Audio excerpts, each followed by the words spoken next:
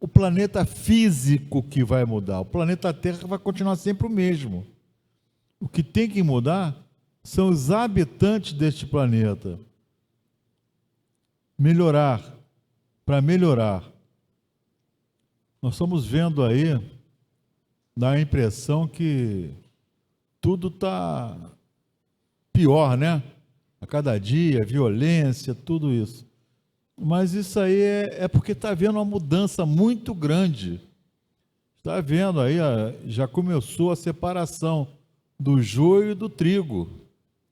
Estamos vendo aí, estamos observando desencarnação em massa, desencarnação coletivas através das guerras, de tudo isso que está acontecendo, é justamente essa transição planetária.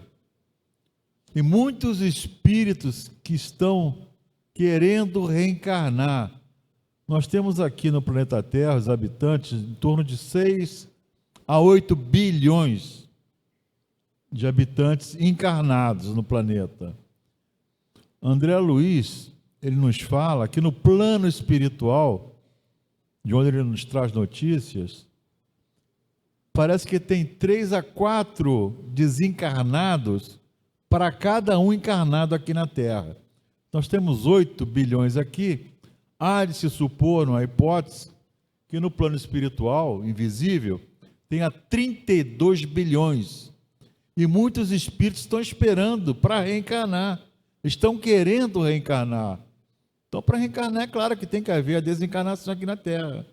Que a Terra não comporta toda essa capacidade de espíritos aqui reencarnantes.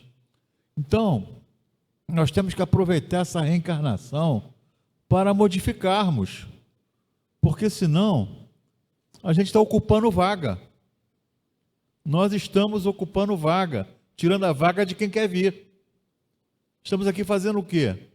O planeta Terra é para a gente progredir, evoluir espiritualmente. Ninguém vem aqui a passeio, ninguém reencarnou a passeio. Nós estamos na família que necessitamos estar para resgatar nossos débitos junto àqueles que em vidas passadas talvez foram nossos inimigos e hoje se apresentam como irmãos, como pai, como mãe. Chefes no trabalho, a quem nos persegue, às vezes são até muito amigos nossos. Nós estamos aqui para resgatar, aprender, evoluir, adquirir mais habilidades. Tudo isso, essas dores que nós passamos, esse sofrimento que nós chamamos de sofrimento, é nada mais nada menos porque exemplos pedagógicos para nós entendermos o que nós temos que fazer, aonde nós temos que melhorar. É como a febre que chega nos avisando que o corpo não está bem. Aí a gente vai ao médico. Por que eu estou com febre?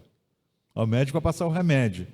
E essas dores, esses sofrimentos que nós passamos, é para dizer, olha, você não está bem não, espiritualmente. Alguma coisa está acontecendo.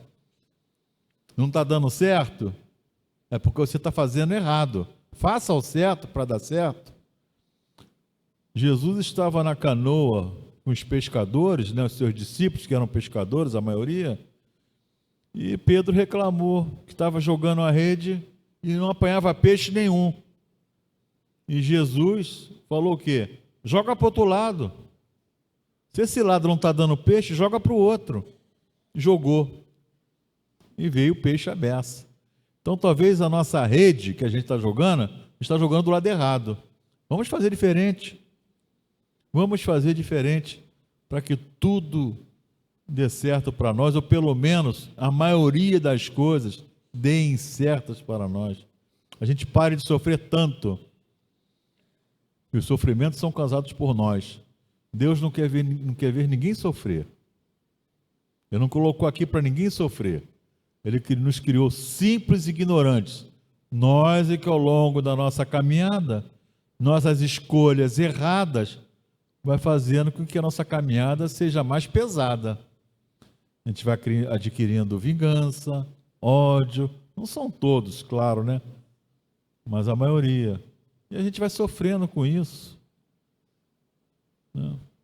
Então, meus irmãos, vamos seguir nossa caminhada, pensando sempre no bem, procurando ser melhor, não darmos ouvido às futilidades, que são muitas agora, muitas futilidades. Darmos ouvido a coisas boas, às leituras edificantes, a programas de televisão, bons programas, boas músicas, as boas amizades. A gente evitar pessoas pessimistas, aquelas pessoas que tudo está ruim, sabe? Ou vamos orar por elas, não é afastar não, mas orar por elas. Aquelas pessoas que você já sabe, você conhece. Oh, meu filho está... Você chega alegre e fala assim, meu filho, escrevi meu filho no Enem para medicina. Não vai passar não. São 5 mil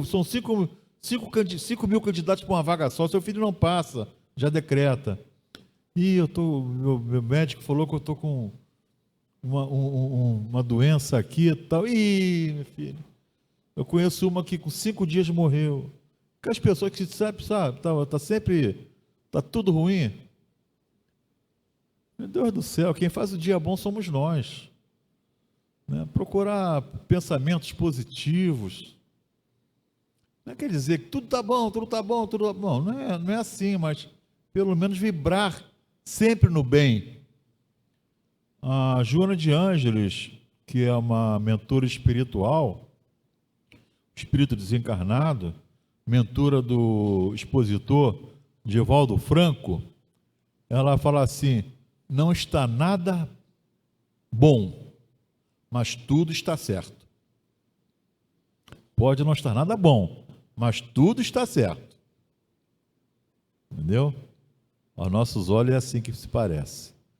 Bom, que possamos ter uma excelente reunião, todos possam receber de acordo com a necessidade de cada um, com certeza já estão recebendo, os espíritos que estão aqui presentes já estão encarregando disso, e para que essa vibração positiva chegue até vocês, vamos manter nosso pensamento ligado ao alto, para que as nossas enfermidades, tanto físicas como dos espíritos, elas sejam curadas. Graças a Deus.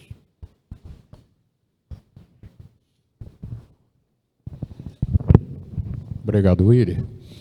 E agora é a hora da nossa palestra, que a gente já estava falando até, que é sempre um despertamento, é sempre uma chamada para cada um de nós.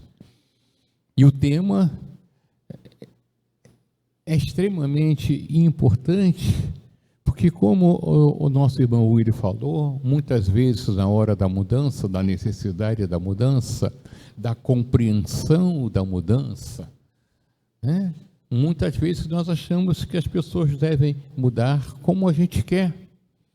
E muitas vezes nós nos portamos como se fôssemos sabedores de tudo para repreender o outro do que o outro faz. É sobre isso que nós vamos falar hoje. É sobre isso que o nosso irmão Marcos Vinícius, da sala 3, traz para nós hoje esse ensinamento. Marcos, obrigado.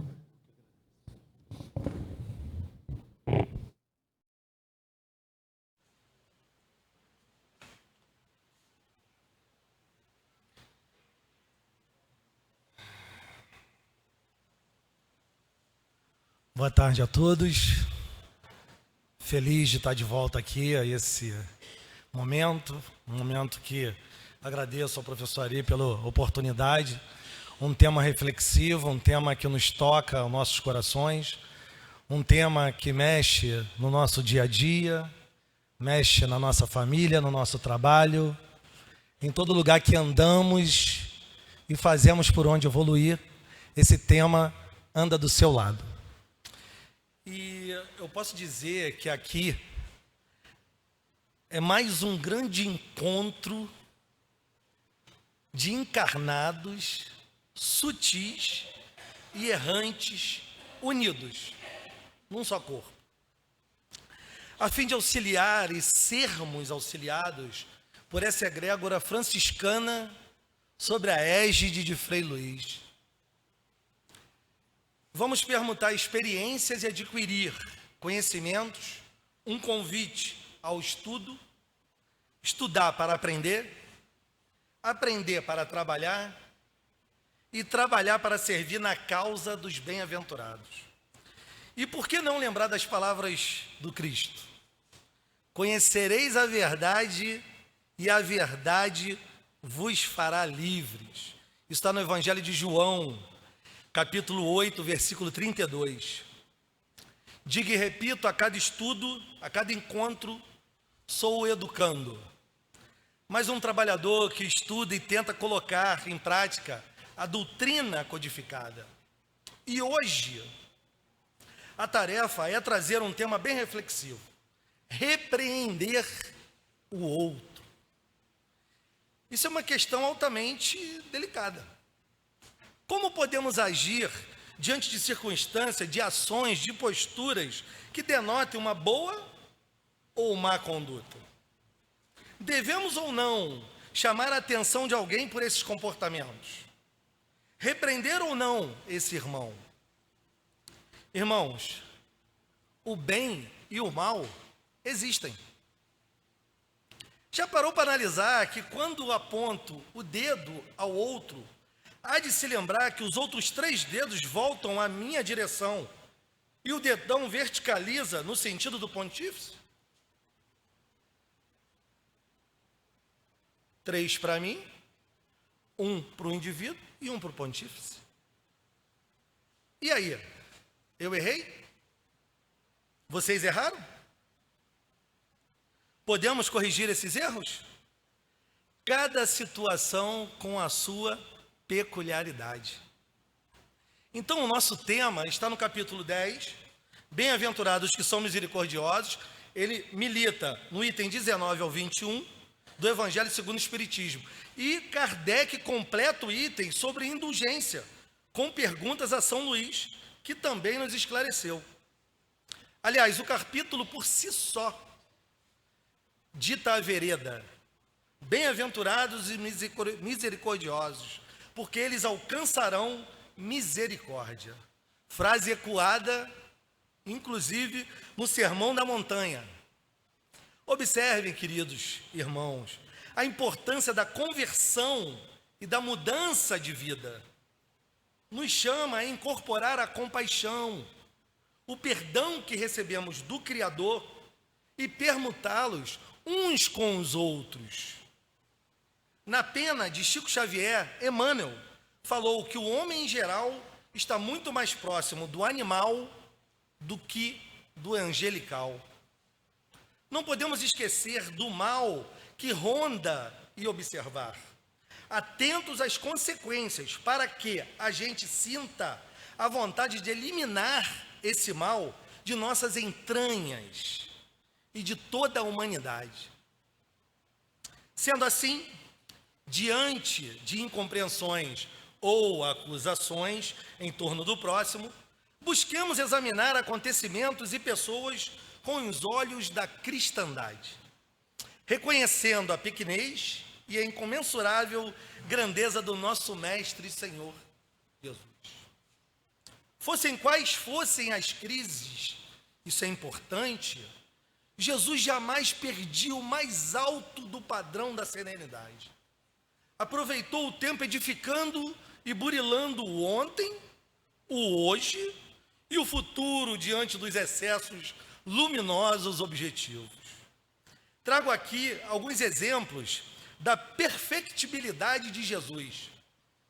Zaqueu, por exemplo, era visto por muitos como avarento e incorrigível. Ele, no entanto, nele identificou um homem rico, de nobre coração, capaz de transfigurar a riqueza em trabalho e beneficência. A posição de Zaqueu era bastante cobiçada pelas riquezas que prometia. Contam os evangelhos que ele chegou bem antes da multidão para se encontrar com Jesus. A caminho de Jerusalém, como era de baixa estatura, Zaqueu subiu numa árvore para que pudesse ver Jesus passar. A história de Zaqueu nos ensina sobre a misericórdia de Deus, o poder da redenção e a importância do arrependimento.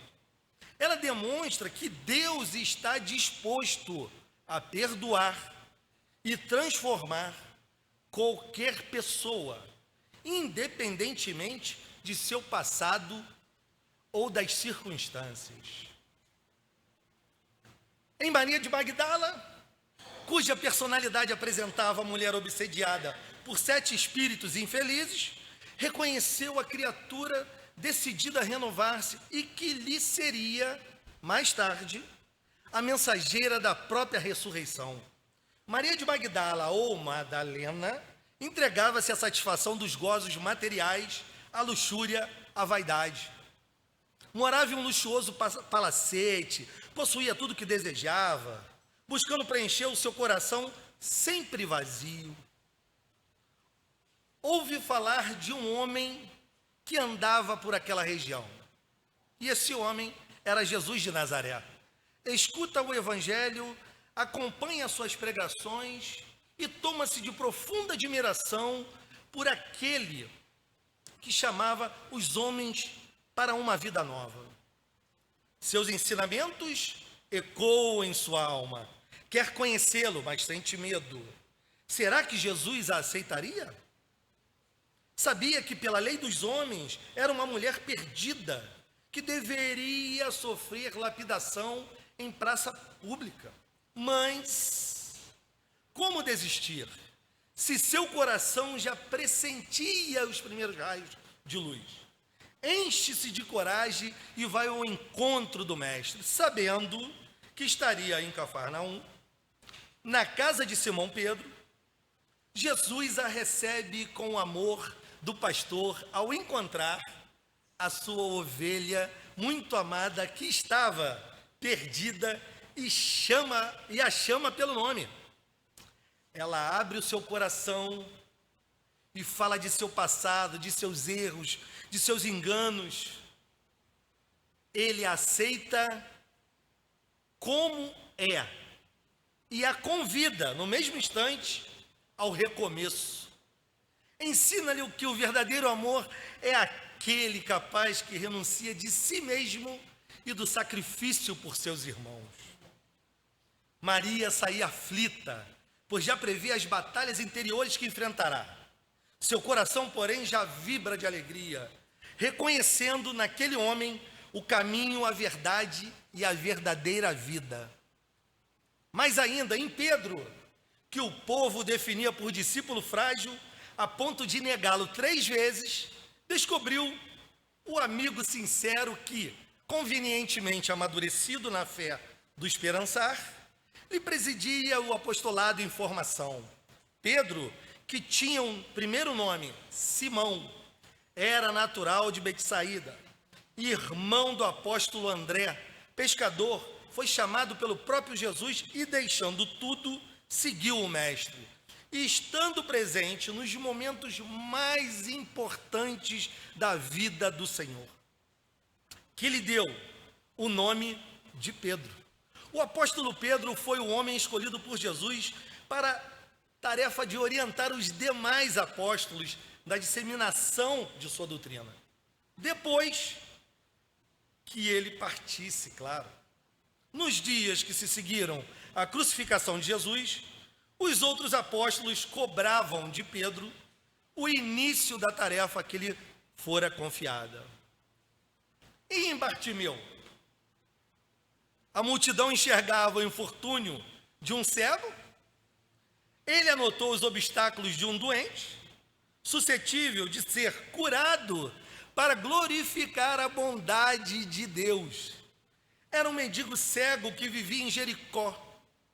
Ele costumava ficar à beira do caminho pedindo esmolas. Um dia, quando Jesus passava por Jericó com os seus discípulos e uma grande multidão, Bartimeu ouviu falar que era Jesus quem estava passando. Movido pela fé e a esperança, Bartimeu começou a gritar: Jesus, filho de Davi, tem misericórdia de mim. Jesus, filho de Davi, tenha misericórdia de mim. mesmo quando as pessoas o repreendem. Ele continuou a chamar por Jesus. Ouvindo o seu clamor, Jesus parou e pediu que Bartimeu se aproximasse. A multidão para. Chegando até Jesus, o cego foi perguntado pelo mestre o que queria que ele fizesse por ele. Então, Bartimeu expressou o seu desejo de receber a visão. Com compaixão, Jesus disse a ele: vá, a sua fé o curou. A cura de Bartimeu foi instantânea. Ele recuperou a visão e pôde ver nitidamente, cheio de gratidão, ele seguiu Jesus glorificando a Deus. E essa história de Bartimeu me chama muito a atenção. E eu separei aqui, montei 5 frases dessa história de Bartimeu. É um poderoso exemplo para nós. E aqui trago essas 5 frases para a gente refletir. Bartimeu foi um exemplo de fé e persistência, porque ele queria a sua cura, ele queria estar com Jesus, então ele persistiu e acreditou na sua fé. Bartimeu reconheceu Jesus como seu Salvador. Prontidão e atenção espiritual, ele ficou ligado à hora que Jesus iria passar. Ele ficou esperto no que estava acontecendo. Clareza no pedido a Deus. Quando você pede a Deus algo, você é claro com o que você pede? Saber pedir, porque somos pedintes eternos, não é proibido. Ruim é quando só a oração é pedir. E ainda nos ensina determinação e coragem. Porque em meio àquela multidão você precisa de ter coragem de chegar a isso. Então Bartimeu deixou de lado a sua capa, sua única posse, e deu um salto para encontrar Jesus. Sua determinação e coragem em buscar a cura são exemplos inspiradores de como devemos nos aproximar de Deus, confiantes em sua capacidade de realizar milagres em nossas vidas. Irmãos, você confia em Deus? Você confia com todo o seu amor, com todo o seu coração? Reflita bem sobre isso. Você precisa confiar, porque se as coisas não caminharam de acordo com o que você está querendo fazer, calma. O Criador está cuidando de tudo. Isso é muito importante, essa calma e entender que o tempo não é nosso, o tempo é de Deus. E múltiplos os obstáculos que se agigantam no caminho da fé. Continuando aqui. Lembra da oração? Eu lembrei aqui da oração, veio à minha mente, a oração do nosso querido Eduardo Frutuoso. Já um médium falecido dessa casa, um vidente, que foi maravilhoso. E ele falava assim: abrolhos e espinhos no caminho. Não permitas que venham conduzir ao ócio, à inverdade ou à negação. Se ora se vigia, encontrará sublime compreensão. O Rabi não podia proibir de se reprovar o mal. Deu-nos o exemplo e fez em termos energéticos. E eu vou contar uma passagem aqui dos vendilhões, que tem a ver com essa história.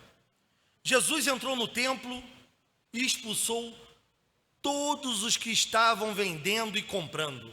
Derrubou as mesas dos cambistas e as cadeiras dos que vendiam pombas e lhes disse: está escrito, a minha casa será chamada casa de oração, mas vocês estão fazendo dela um covil de ladrões. O que Jesus nos ensina expulsando os vendilhões do templo? O que ele quis fazer, nos mostrar? expulsando os vendilhões, Jesus estava não só purificando o templo da iniquidade que dele se apossou, mas também mostrando que há outro templo que ele quer purificar: o nosso coração. O nosso coração. Acostumado a viver longe de Deus e de sua santa vontade.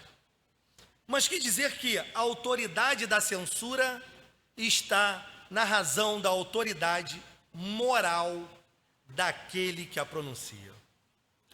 Chico Xavier, assertivo e direto, tem uma frase que eu gosto muito, e acredito que os irmãos que conheçam um pouco a obra do Chico devem gostar dessa frase: não exija dos outros qualidades que ainda não possuem. Não é? A gente não pode exigir do outro o que não temos ainda. A repreensão, sem dúvida, contribui para o nosso progresso. Entretanto, antes de expedir com a parólia, com a palavra, há de se ponderar o porquê, o como e o modo. Exemplos: o artista, para retirar uma obra-prima da pedra, não martela o bloco indiscriminadamente, massageia cauteloso até chegar à arte final. O cirurgião coloca o paciente em repouso e extrai o problema corpóreo sem desafiar a reação dos tecidos e das células vivas, o que, em desarmonia e desespero, poderia estragar a sua atuação. Usemos a repreensão a benefício do progresso, mas sem esquecer as necessidades e deficiências, para que a compaixão seja o óleo de estímulo em nossos termos. O excelso educador, como já exemplifiquei, cura a moléstia sem humilhar aqueles que se faziam hospedeiros dela, e reprova o erro sem esquecer o amparo imprescindível aos que se faziam desviados. Tratemos os doentes da alma, auxiliemos 99 vezes e repreendamos uma vez em cada milhar de particularidades do nosso trabalho. Quem efetivamente auxilia, adverte, visando o proveito real. A educação exige piedade, apoio fraterno e constante recapitulação de ensinamentos para que se amadureça no dia a dia. Semelhante assertiva não nos induz ao relaxamento, à indiferença ou à inércia, mas define genuínas responsabilidades. Uns estão à frente dos outros, de fato. Sejamos irmãos e amigos com interesses mútuos, não diferentes, mútuos, na mesma direção, um ajudando o outro. E não perseguidores cordiais que desorganizam o progresso e o aperfeiçoamento oriundos da sabedoria divina.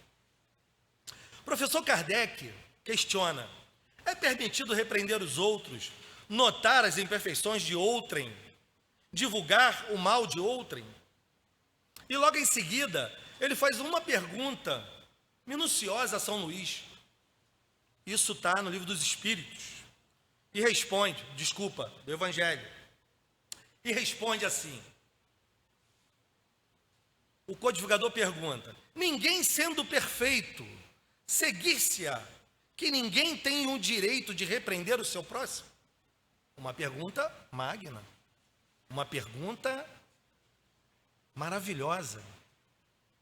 E São Luís responde brilhantemente. Certamente que não é essa a conclusão a tirar-se. Porquanto cada um de vós deve trabalhar pelo progresso de todos e, sobretudo, daqueles cuja tutela vos foi confiada. Mas, por isso mesmo, deveis fazê-lo com moderação, para um fim útil, e não, como as mais das vezes, pelo prazer de denigrir. Neste último caso, a repreensão é uma maldade. No primeiro, é um dever que a caridade manda seja cumprido com todo o cuidado possível. Ao demais, a censura que alguém faça a outrem deve, ao mesmo tempo, dirigi-la a si próprio, procurando saber se não a terá merecido. Por tudo que vimos nesses estudos, fica bem claro que o mal tem de ser visto. Você precisa olhar o mal, comentado e combatido, a fim de ser eliminado da mente, dos corações humanos, bem como do nosso lar, do nosso templo, do nosso trabalho, da nossa cidade, do nosso país e do nosso orbe. Olha quanto trabalho você tem para fazer. E de mãos dadas com seus irmãos. E Jesus, o que Jesus demonstra com suas palavras em todo o seu viver neste planeta? É que diante de corrigir os erros dos outros, deve se esforçar por corrigir os seus próprios. Os seus próprios. Você precisa se olhar. Você precisa saber como você está agindo. Como é que você acorda na sua casa? Você reclama do café que está frio? O pão que não está no horário? O padeiro atrasou.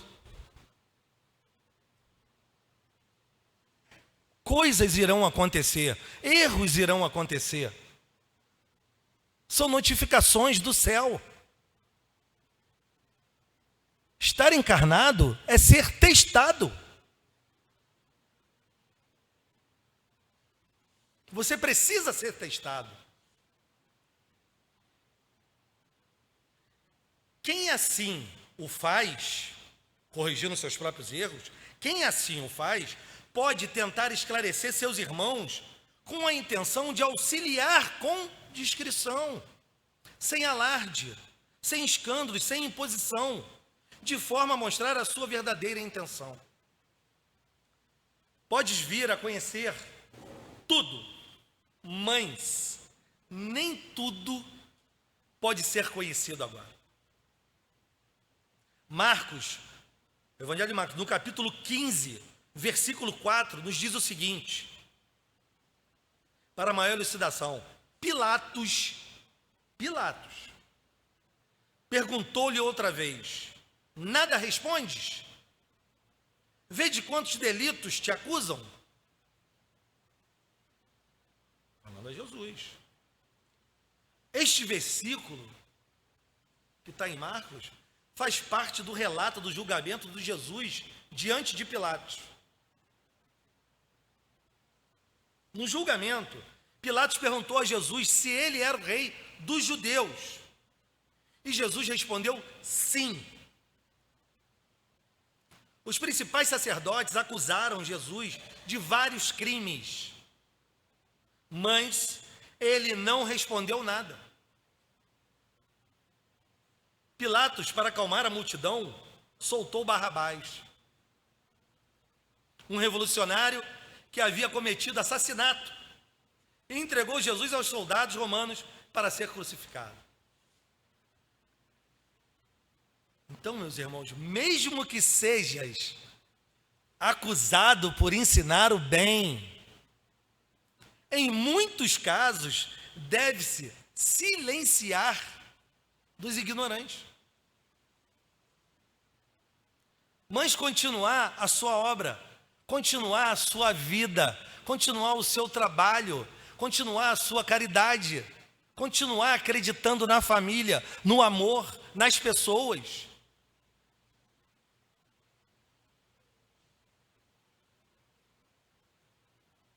Divulgando a harmonia da vida em todas as formas possíveis, mostrando que fora do amor não há solução para os problemas da humanidade.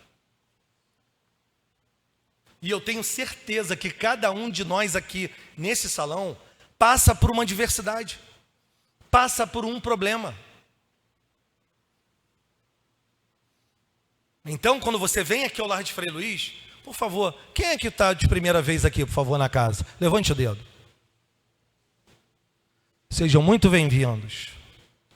E a gente precisa entender que quando você vem a uma casa espírita e quem trabalha aqui precisa acolher, precisa dar amor, precisa receber como estivesse recebendo uma pessoa na sua residência.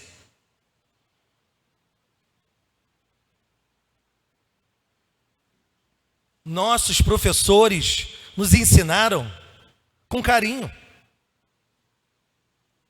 Quando nós estávamos lá, na labuta, no primário, no ginásio, que hoje mudou tudo, né? Ensino fundamental, isso e aquilo.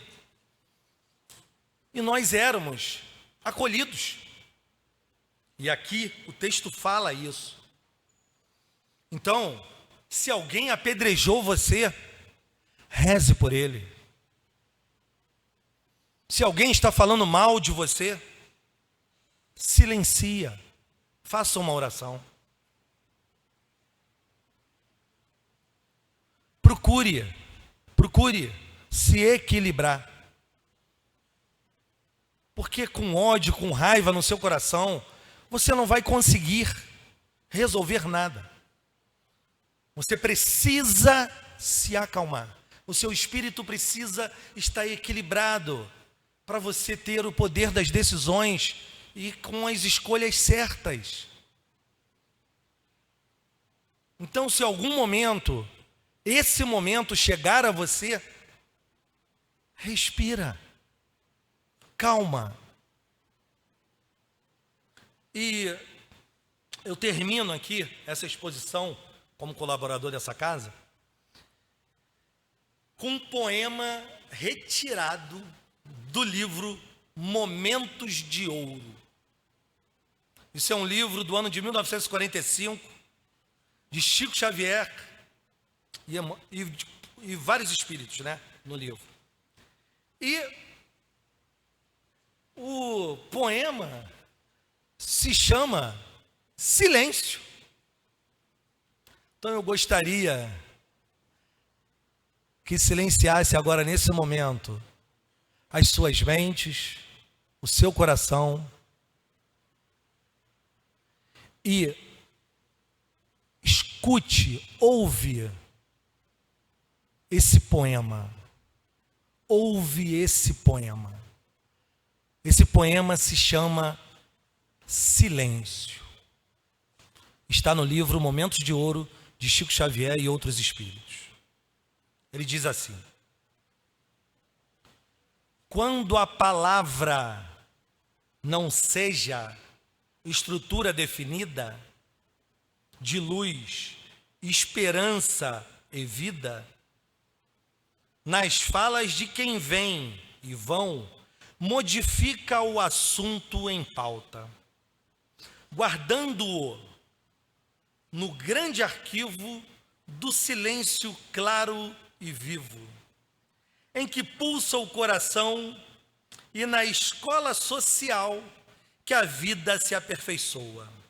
Mesmo que a prova te doa, nunca censures ninguém. Se falas, fala evitando conflito, maldade e luta. Auxilia a quem te escuta para o cultivo do bem. As frases de sombra e lama, quando a queixas nos procura, são lâminas de loucura. Lembrando finos punhais, são armas das mais estranhas, no mais estranhos perigos, matando grupos e amigos ou abrindo chagas mortais. Ninguém existe sem erros. Se alguém te ofende ou injúria, perdoa. O tempo em vigia corrige crentes e ateus. segue a luz em que te elevas. O poder que vence as trevas é a força do amor de Deus. Maria Dolores, o Espírito de Maria Dolores. E eu encerro aqui com uma intuição de uma frase de um irmão, e eu anotei essa frase, porque eu sou curioso, e trouxe ela aqui para encerrar. É uma frase singela, linda, e eu anotei. Respeitar os direitos alheios é ter consciência dos nossos e compreender que eclodimos todos da mesma fonte de vida. Somos filhos de Deus e irmão de Jesus. Jesus sempre. Muito obrigado.